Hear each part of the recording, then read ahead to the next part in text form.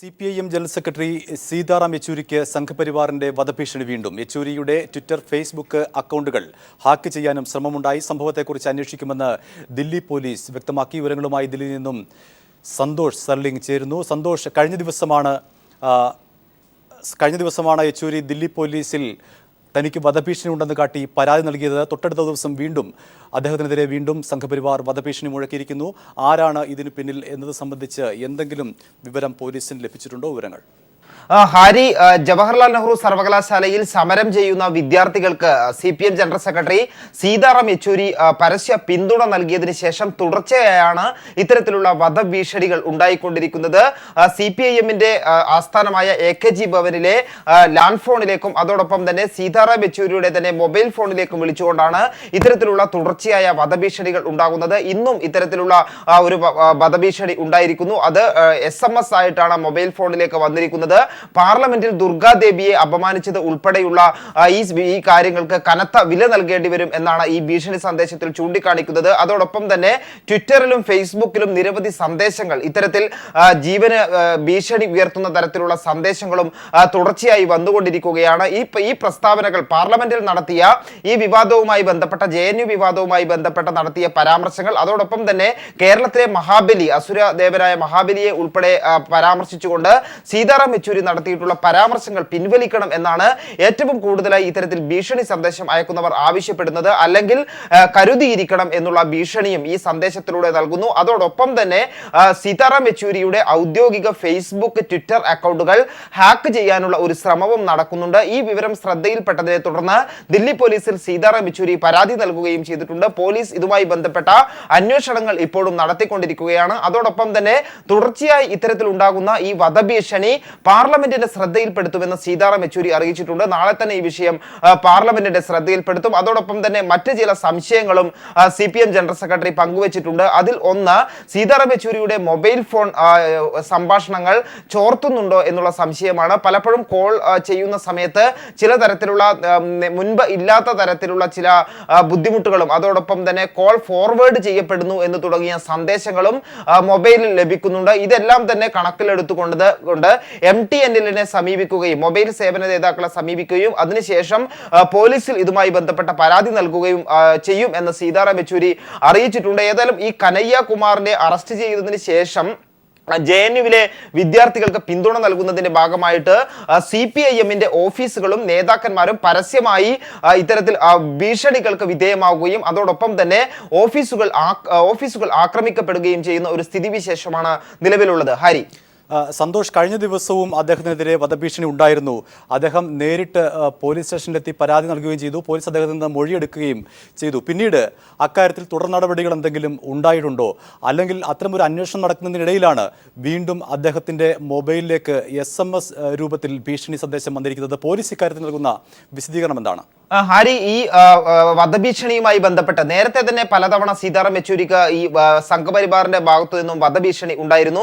ഈ കാര്യത്തിൽ പോലീസിൽ നേരിട്ടെത്ത് പരാതി നൽകുകയും ചെയ്തിട്ടുണ്ട്. എന്നാൽ കാര്യമായ ഒരു അന്വേഷണ പുരോഗതി കൈവരിക്കാൻ പോലീസിന് ഇതുവരെ കഴിഞ്ഞില്ല എന്നുള്ളതാണ് എടുത്തു പറയേണ്ട കാര്യം. പ്രത്യേകിച്ചും ഈ വിഷയവുമായി ബന്ധപ്പെട്ട് ആരെയും തന്നെ അറസ്റ്റ് ചെയ്യാനോ അത്തരത്തിലുള്ള ഒരു അന്വേഷണ പുരോഗതിയിലേക്ക് കടക്കാൻ കഴിഞ്ഞിട്ടില്ല. പ്രത്യേകിച്ചും ഈ JNU വിഷയവുമായി ബന്ധപ്പെട്ട കേസുകളിൽ എല്ലാം തന്നെയും ദില്ലി പോലീസ് വളരെ മട്ടിലുള്ള സമീപനമാണ് സ്വീകരിക്കുന്നത് എന്നുള്ള വിമർശനം നിലനിൽക്കുന്നുണ്ട്. ഏതായാലും സീതാറാം യെച്ചൂരി നേരത്തെ വ്യക്തമാക്കിയത് ഈ വിഷയത്തെ വളരെ ഗൗരവമായി കാണുന്നുണ്ട് എന്ന് തന്നെയാണ്. അതുകൊണ്ട് തന്നെ പാർലമെന്റിന്റെ ശ്രദ്ധയിൽ ഉൾപ്പെടെ ഈ വിഷയം കൊണ്ടുവന്ന് അന്വേഷണം വേഗത്തിലാക്കുന്നതിന് ആവശ്യമായിട്ടുള്ള കാര്യങ്ങൾ ചെയ്യുമെന്നും സീതാറാം യെച്ചൂരി വ്യക്തമാക്കിയിട്ടുണ്ട്. ഏതായാലും ഈ ട്വിറ്റർ വഴിയും അതോടൊപ്പം തന്നെ ഫേസ്ബുക്ക്, സമൂഹ മാധ്യമങ്ങൾ വഴി ഈ കനയ്യ കുമാറിന്റെ അറസ്റ്റുമായി ബന്ധപ്പെട്ട സീതാറാം യെച്ചൂരി നിരവധി പ്രസ്താവനകൾ പുറത്തിറക്കിയിട്ടുണ്ട്. അതോടൊപ്പം തന്നെ വിദ്യാർത്ഥികൾക്ക് പിന്തുണ അറിയിച്ചിട്ടുണ്ട്. പ്രധാനമായും ഈ ഭീഷണിപ്പെടുത്തുന്നവരുടെ ആവശ്യം ഇത്തരത്തിൽ സമൂഹ മാധ്യമങ്ങളിൽ നടത്തുന്ന ഇപ്പോൾ P. കൃഷ്ണപ്രസാദ് മുൻ MLA ലൈനിലുണ്ട്. അദ്ദേഹം JNU മുൻ വിദ്യാർത്ഥി കൂടിയായിരുന്നു. ശ്രീ കൃഷ്ണപ്രസാദ്, യെച്ചൂരിക്കെതിരെ തുടർച്ചയായ 2ാം ദിവസമാണ് ഭീഷണി വരുന്നത്. ഒരുപക്ഷെ വളരെ പെട്ടെന്ന്, ഏറി വന്നാൽ 5-10 മിനിറ്റ് കൊണ്ട് സൈബർ സെല്ലിനെ കണ്ടുപിടിക്കാവുന്നതേ ഉള്ളൂ ഇത്തരം ഭീഷണിയുടെ ഉറവിടം. പക്ഷേ ദില്ലി പോലീസ് ഇക്കാര്യത്തിൽ അടങ്ങുന്നില്ല. കഴിഞ്ഞ ദിവസം അദ്ദേഹം പരാതി നൽകിയിരുന്നു. അദ്ദേഹത്തിൽ നിന്ന് പോലീസ് മൊഴി രേഖപ്പെടുത്തുകയും ചെയ്തിരുന്നു. പക്ഷേ തുടർ നടപടികളൊന്നും ഉണ്ടായിരുന്നുവെങ്കിൽ വീണ്ടും വധഭീഷണി വരില്ലായിരുന്നു അദ്ദേഹത്തിന്. എങ്ങനെ പ്രതികരിക്കുന്നു താങ്കൾ? ഇത് സീതാറാം യെച്ചൂരി എന്ന് പറയുന്ന വ്യക്തിയായ ഒരു ആൾക്കെതിരെ വരുന്ന ഭീഷണിയല്ല. സീതാറാം യെച്ചൂരി CPIM-ന്റെ ജനറൽ സെക്രട്ടറിയാണ്. ഇന്ന് ഇന്ത്യയിലെ ഇടതുപക്ഷത്തിലെ ഏറ്റവും ശക്തരായിട്ടുള്ള പ്രസ്ഥാനത്തിന്റെ ഉയർന്ന നേതൃത്വം, ഏറ്റവും ഉന്നതനായ നേതൃത്വമാണ് അഖിലേന്ത്യാ ജനറൽ സെക്രട്ടറിയാണ്. ആ ജനറൽ സെക്രട്ടറിക്കെതിരെ ഉയരുന്ന ഭീഷണിയാണത്. സീതാറാം യെച്ചൂരി എന്ന് പറഞ്ഞ വ്യക്തിക്കെതിരെ ഉയരുന്ന ഭീഷണിയല്ല. ഇത് ഇന്ത്യയെ സംബന്ധിച്ചിടത്തോളം ഇന്ത്യയിലുള്ള ഈ BJP-യുടെ ഈ തെറ്റായ നയങ്ങൾ, അവർ നടപ്പിലാക്കുന്ന വർഗീയതയും നവ ഉദാരവൽക്കരണ നയങ്ങളും, അത് ഈ രാജ്യത്തെ ജനങ്ങളെ വലിയ വലിയ രൂപത്തിൽ അവരുടെ ജീവിത പ്രശ്നങ്ങളെ രൂക്ഷമാക്കിക്കൊണ്ടിരിക്കുന്ന സന്ദർഭത്തിൽ അതിനെ ചെറുത്തു തോൽപ്പിക്കാനുള്ള രാഷ്ട്രീയമായ കരുത്ത് ഇടതുപക്ഷത്തിനാണുള്ളത് എന്ന് തെളിയിക്കുന്നതാണ് ഈ വധഭീഷണി. ഇന്ത്യയുടെ ചരിത്രത്തിൽ, ഈ സ്വാതന്ത്ര്യാനന്തര ഇന്ത്യയുടെ ചരിത്രത്തിൽ ആദ്യമായിട്ടാണ് ഇന്ത്യയുടെ രാഷ്ട്രീയം രണ്ടായി ധ്രുവീകരിക്കപ്പെടുകയാണ്. ഒരു ഭാഗത്ത് വലതുപക്ഷം, അത് തീവ്ര വലതു സ്വഭാവമുള്ള BJP-യുടെ നേതൃത്വത്തിലാണ്.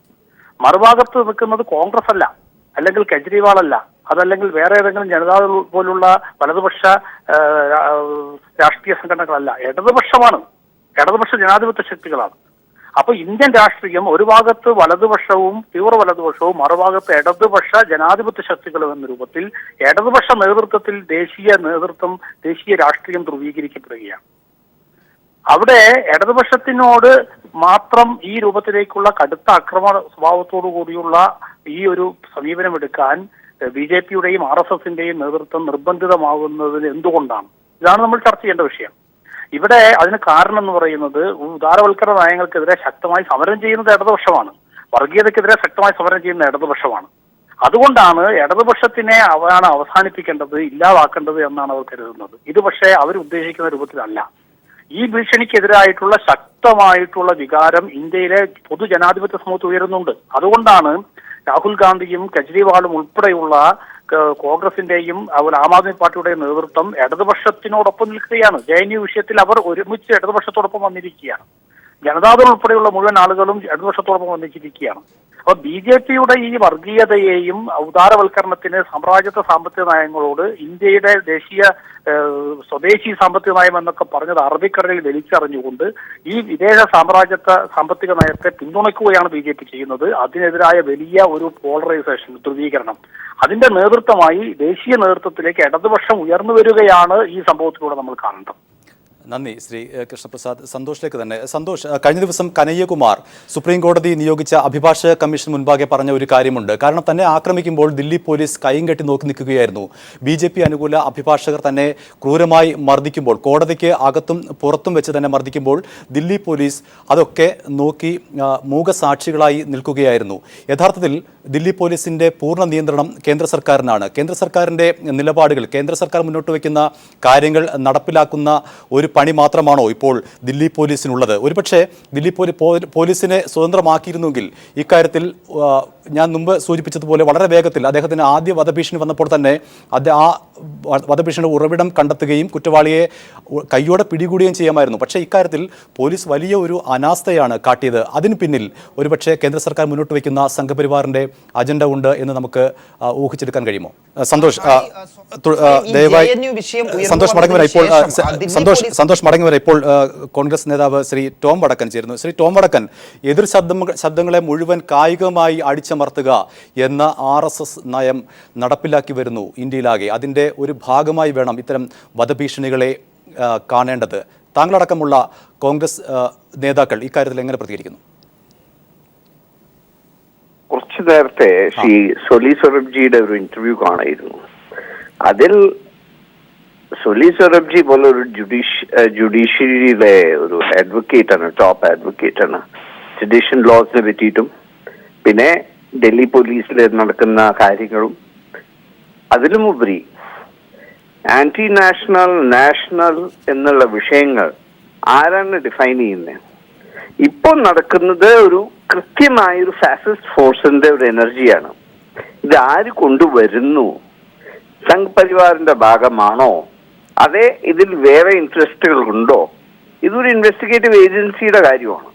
തീർച്ചയായും സീനിയർ ലീഡേഴ്സിന് ഇങ്ങനെ ഭീഷണി വരുന്നത് അന്വേഷിക്കേണ്ട ചുമതല ഡൽഹി പോലീസിന് ഉണ്ട്.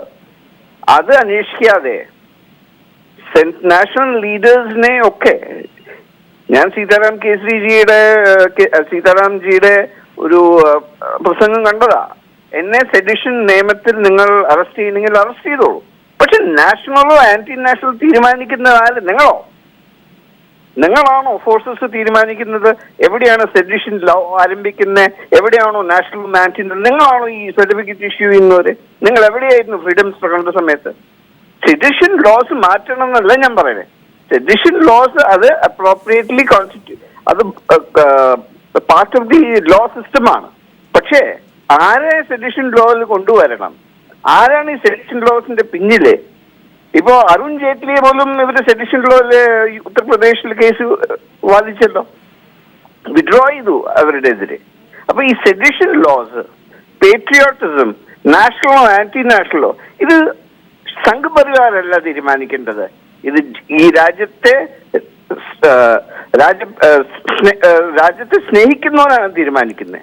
അല്ലാതെ ഇവരുടെ കയ്യിൽ നിന്ന് സർട്ടിഫിക്കറ്റ് ലെഫ്റ്റിനോ കോൺഗ്രസിനോ അത് ഏത് പാർട്ടി ആയാലും ഇവരല്ല ഇത് ഇഷ്യൂ ചെയ്യേണ്ടത്. അത് തന്നെയാണ് ശ്രീ ടോം വടക്കൻ അഡ്രസ് ചെയ്യേണ്ടത്. സംഘപരിവാർ നിശ്ചയിക്കുന്നു ആരൊക്കെയാണ് രാജ്യദ്രോഹികൾ, ആരൊക്കെയാണ് രാജ്യസ്നേഹികളെന്ന് അവർ തന്നെ തീരുമാനിക്കുന്നു, അവർ തന്നെ യുദ്ധം പ്രഖ്യാപിക്കുന്നു. അത്തരത്തിലൊരു അതിൻ്റെ ഭാഗമായിട്ടാണ് യെച്ചൂരി അടക്കമുള്ള നേതാക്കളുടെ മേലുള്ള ഇത്തരമൊരു വധഭീഷണി. പക്ഷേ നിയമ സംവിധാനങ്ങൾ ഇക്കാര്യത്തിൽ വളരെ മൗനം പാലിക്കുന്നു. പ്രത്യേകിച്ചും പോലീസ് അടക്കമുള്ള നിയമ സംവിധാനങ്ങൾ ഇക്കാര്യത്തിൽ മൗനം പാലിക്കുന്നു എന്നത് കുറ്റകരമായ ഒരു അനാസ്ഥയല്ലേ ശ്രീ ടോം വടക്കൻ? തീർച്ചയായും ഡൽഹി പോലീസിനെ ഞാൻ അക്കൗണ്ടബിൾ ആയിട്ട് ഹോൾഡ് ചെയ്യുന്നു. എന്താണ് ഈ ചെറുപ്പക്കാർ ചെയ്തേ? സെഡിഷൻ ലോസിൽ അറസ്റ്റ് ചെയ്യാൻ പറ്റിയ കേസാണോ ഇത്? ഈ രാജ്യത്ത് ആരെയും കൊണ്ടുവയ്ക്കാൻ ജയിലിൽ കയറ്റാമല്ലോ. PDP ഇവരുടെ പാർട്ട്ണറാണ്. അവിടെ 24 മണിക്കൂറും ഈ തരം സ്ലോഗൻസ് നടക്കുന്നത്. അങ്ങനെ പോയാൽ 80% ഉത്തർപ്രദേശ് ജയിലുകളിലാവും. നിങ്ങൾക്ക് സൗകര്യം ഉള്ളപ്പോ നിങ്ങൾ പറയും അത് നാഷണൽ ആണ്, അത് ആന്റി നാഷണൽ ആണ്. കാരണം നിങ്ങളുടെ പവർ സ്ട്രക്ചറിന് ഇൻട്രസ്റ്റ് ഉള്ള ഒരു പാർട്ടിയാണ് PDP. അവിടെ പ്രശ്നമില്ല. ഇവിടെ ഭീഷണി വരുന്നു, അറ്റാക്കുകൾ നടക്കുന്നു. അത് പോലീസ് ഫോഴ്സിന് ഇൻഡിപെൻഡന്റ് ആയിട്ട് ഫംഗ്ഷൻ ചെയ്യേണ്ട സമയമാണ്. ഇനി പുതിയൊരു പോലീസ് കമ്മീഷണർ വരുന്നു ഡൽഹിയിൽ. തീർച്ചയായും എല്ലാ ലീഡേഴ്സിനും സെക്യൂരിറ്റി കൊടുക്കുന്നത് ചുമതല ഡൽഹി പോലീസിന്റെയാണ്. അവരത് ചെയ്തില്ലെങ്കിൽ കോർട്ട് റിയാക്ട് ചെയ്യും. സുപ്രീം കോർട്ട് ഈ വിഷയത്തിൽ സംസാരിച്ചു കഴിഞ്ഞിരിക്കുന്നു. പ്രസിഡന്റ് ഓഫ് ഇന്ത്യ ഈ വിഷയത്തിൽ IPCയെ റീ എക്സാമിൻ ചെയ്യണമെന്നും പറഞ്ഞിരിക്കുന്നു. ഇത് ഇന്ത്യയുടെ മാത്രം ഇഷ്യൂ അല്ല, ഇന്റർനാഷണൽ ലോ എൻഫോഴ്സിംഗ് ഏജൻസീസ് ഉണ്ട്, അവരും ചോദ്യം ചെയ്തിരിക്കുന്നു ഈ വിഷയത്തിൽ. നന്ദി ശ്രീ ടോം വടക്കൻ പ്രതികരിച്ചതിന്. CPIM ജനറൽ സെക്രട്ടറി സീതാറാം യെച്ചൂരിക്ക് വീണ്ടും സംഘപരിവാറിന്റെ വധഭീഷണി. കേരള കോൺഗ്രസ് മാണി വിഭാഗത്തിൽ പിളർപ്പ് ഉറപ്പായി. ഫ്രാൻസിസ് ജോർജിന്റെ നേതൃത്വത്തിൽ പുതിയ കേരള കോൺഗ്രസ് രൂപീകരിക്കും. ഫ്രാൻസിസ് ജോർജിനെ കൂടാതെ ജോസഫ് ഗ്രൂപ്പിലെ പ്രമുഖ നേതാക്കളായ Antony Raju, doctor KC Joseph, PC Joseph എന്നിവരും നേതൃനിരയിൽ എത്തും. കേരള കോൺഗ്രസ് മാണി വിഭാഗത്തിലെ പിളർപ്പുറപ്പാക്കി പ്രബല നേതാക്കൾ പാർട്ടി വിടുന്ന കാര്യത്തിൽ ധാരണയിലെത്തി. ഫ്രാൻസിസ് ജോർജിന്റെ നേതൃത്വത്തിൽ പുതിയ പാർട്ടി രൂപീകരിക്കാനാണ് ആലോചന. ജോസഫ് വിഭാഗത്തിലെ പ്രമുഖ നേതാക്കളായ Antony Raju, KC Joseph, PC Joseph തുടങ്ങിയവർ നേതൃത്വം നൽകും. ഇതോടെ മാണി ഗ്രൂപ്പിനുള്ളിലെ ജോസഫ് വിഭാഗം ദുർബലമാകും. വർക്കിംഗ് ചെയർമാൻ PJ ജോസഫ് മാത്രമാണ് കേരള കോൺഗ്രസ് എമ്മിൽ തുടരുക. ജോസ് കെ മാണി പാർട്ടിയെ ഹൈജാക്ക് ചെയ്യുന്നു, ജോസ് കെ മാണിക്ക് വേണ്ടി പ്രധാന നേതാക്കളെ അവഗണിക്കുന്നു, ഇനി തുടരാനാകില്ല എന്ന നിലപാടാണ് പുറത്തുവരുന്ന നേതാക്കൾ സ്വീകരിക്കുന്നത്. പ്രത്യേക ഘടകകക്ഷിയായി UDFൽ തുടരാനുള്ള ശ്രമം ജോസഫ് വിഭാഗം നടത്തിയിരുന്നെങ്കിലും മാണി അനുവദിച്ചില്ല. UDF നേതൃത്വത്തിൽ KM മാണി കടുത്ത സമ്മർദ്ദം ചെലുത്തുകയും ചെയ്തു. ഈ സാഹചര്യത്തിലാണ് പുതിയ പാർട്ടി രൂപീകരിച്ച് UDF വിടാനുള്ള ജോസഫ് വിഭാഗം നേതാക്കളുടെ തീരുമാനം. ഒരാഴ്ചയ്ക്കുള്ളിൽ പ്രഖ്യാപനമുണ്ടാകുമെന്നാണ് സൂചന. News bureau, Thiruvananthapuram. Malabar Group തൃശൂരിൽ നിർമ്മാണം ആരംഭിക്കുന്ന ഇന്റഗ്രേറ്റഡ് ടൗൺഷിപ്പ് ശിലാസ്ഥാപനത്തോടനുബന്ധിച്ച് ജോബ് ഫെയർ സംഘടിപ്പിച്ചു. കുട്ടനല്ലൂരിലെ ടൗൺഷിപ്പ് സൈറ്റിൽ നടന്ന പരിപാടിയിൽ മലബാർ ഗ്രൂപ്പിന് പുറമെ Reliance, Idea, Volkswagen, Nissan, Hykon, MIMS, Paragon, Double Horse, Rajashree motors തുടങ്ങി പ്രമുഖ കമ്പനികൾ റിക്രൂട്ട്മെന്റിന് എത്തി. Retail, health care, construction, automobile തുടങ്ങിയ മേഖലകളിലേക്ക് നടന്ന ജോബ് ഫെയറിൽ ആയിരക്കണക്കിന് ഉദ്യോഗാർത്ഥികളാണ് പങ്കെടുത്തത്.